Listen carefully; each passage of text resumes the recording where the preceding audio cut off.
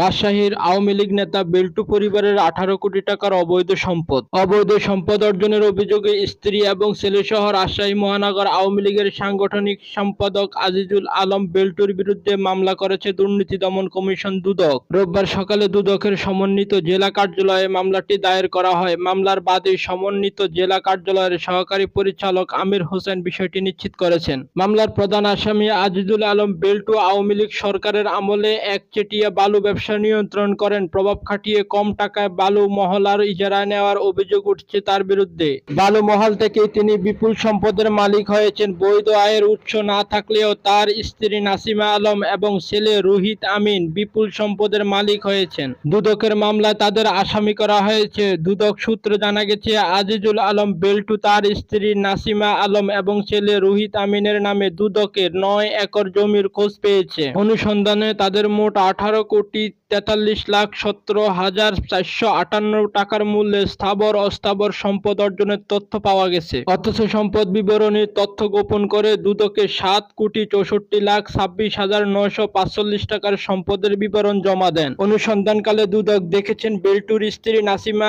একজন গৃহিণী হলেও তার নামে আয়কর নথি খোলা হয়েছে। নাসিমা আলমের 2023 এবং 24 কর বর্ষে দাখিলকৃত আয়ের নথি অনুযায়ী তার নামে মোট সম্পদের পরিমাণ 1,57,84,900